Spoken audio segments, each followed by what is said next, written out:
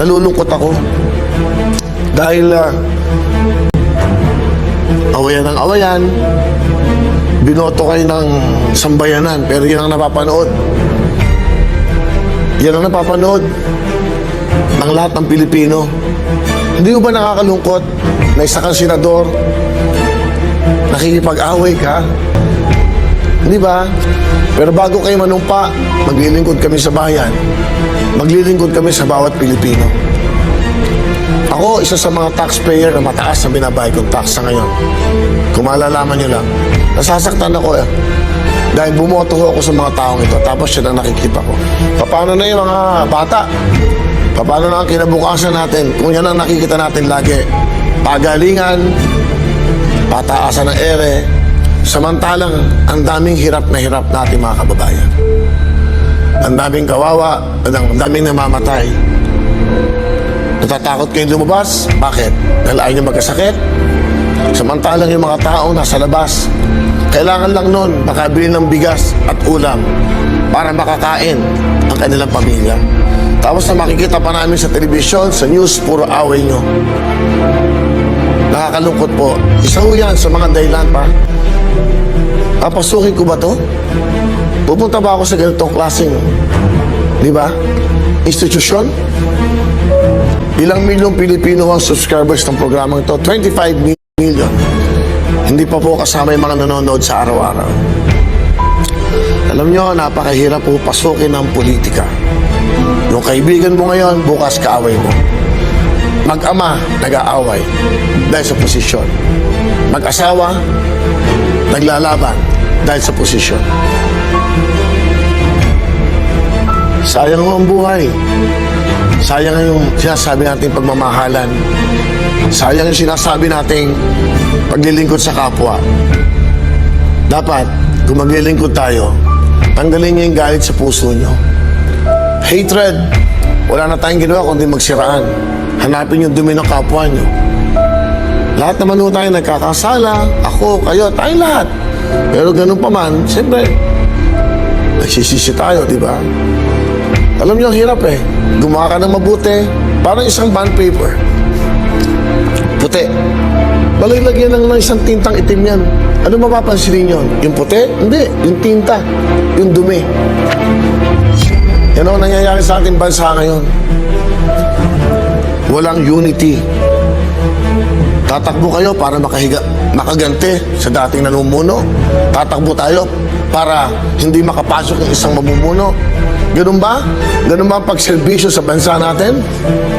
Yan ba ang iniisip ng bawat politiko?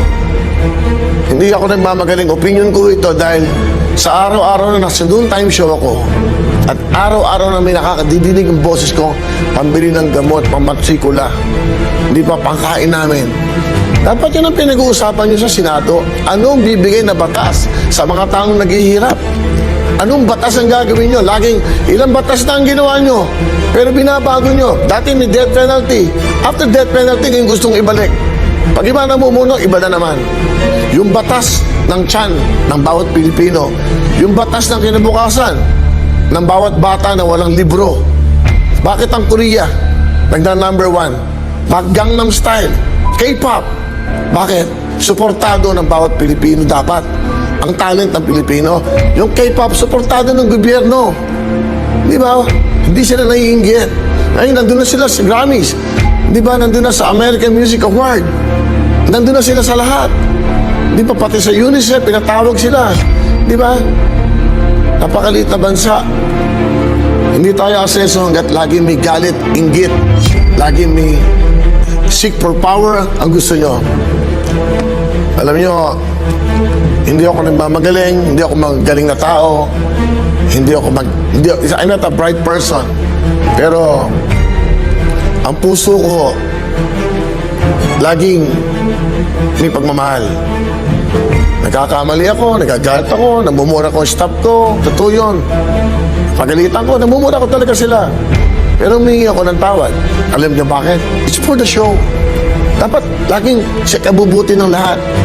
Ano bang, ba't ako nagagalit? Nagkakamali tayo Di ba dapat every time lalabas tayo, tama ang ginagawa natin? Bakit? Bayad tayo dito Binabayaran tayo. At yung trabaho mo yan, pag-usayan mo kung gusto mo umasenso. Kung mahal mo pamilya mo, mas mahalin mo ang trabaho mo dahil yung trabaho ito ang nagpapakain sa pamilya mo. Ganun lang naman kasimple yan eh. Di ba? You have to be professional.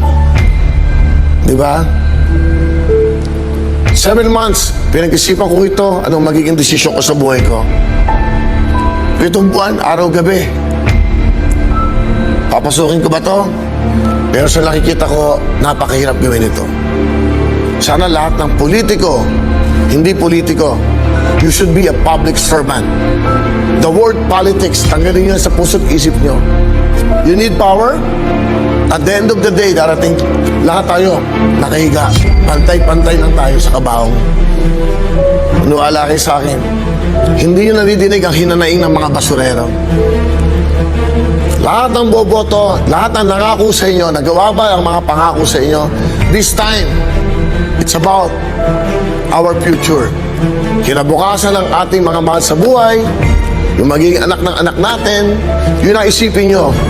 Hindi ba? Dapat magkaisa tayo. Hindi ko kakayanin pumasok sa isang bagay na wala akong kakayahan. Hindi ko alam kung paano yung salitang ganito, yung salitang hindi ako namamata ng tao. Dapat pag pinasok mo isang bagay, mag-excel ka, nakakagawa ka ng kabutihan, nakakagawa ka ng tama. Pag tinanong ko, bakit ka tatakbo, Willie? Gusto kong gumawa ng kabutihan. Yun lang. O, kabutihan lang ba ang dapat magawin pag nasa Senado ka? Dapat marunong ka magbasa ng batas. Dapat marunong kang gumawa ng batas. Di ba? Hindi ako nagmamagaling dito. I was given a chance again, di ba? Up and down ang buhay ko. Pero, hindi ko naman pababayaan bumagsak pa.